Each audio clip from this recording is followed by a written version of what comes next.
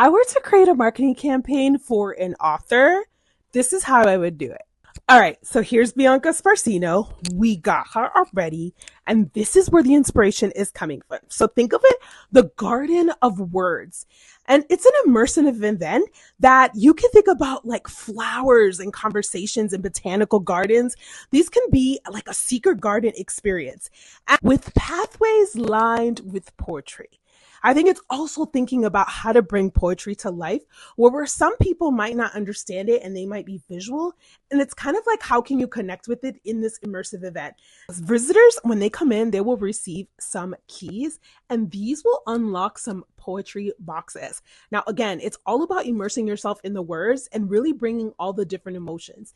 And again, you can think about this not just for a book, but also your entire brand as a whole. You can plant your thoughts or feelings in paper that you can actually plant and turns into flowers, or you can even write your emotions on certain walls. And it's really about thinking how you bring these words to life.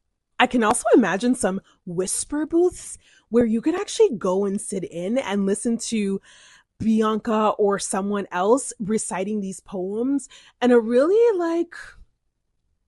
awesome way. These whisper booths, you can sit in and listen to actual poetry and just the enunciations of different words, or even trying to piece together what are the favorites of people and bringing them into what you could use them in an everyday life.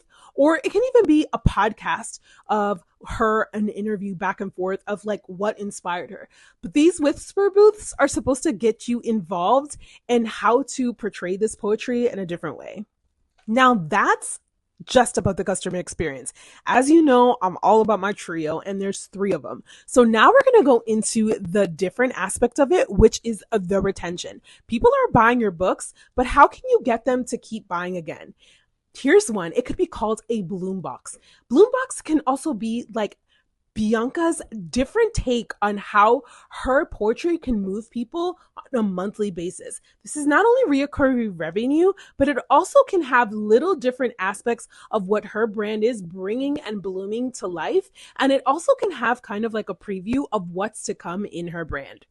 And to get people excited about poetry, because sometimes when people hear the word poetry for acquisition, it would be really good for people to think about how they can kind of like plant their feelings as well, but also kind of write a letter to themselves. And then that man comes in a certain time of the year, or it can be sporadic. And again, it can be words filtering from these different poetry pieces into every single day life.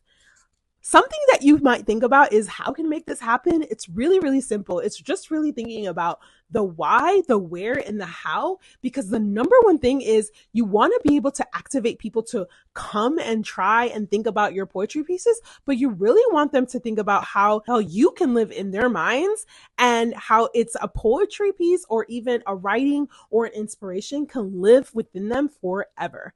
I hope you enjoyed this. And if you have a brand or you want me to kind of see how I would do some marketing, go ahead and like and subscribe and comment below. And I'll be happy to go ahead and cover it, because if you got a minuto, I got some marketing.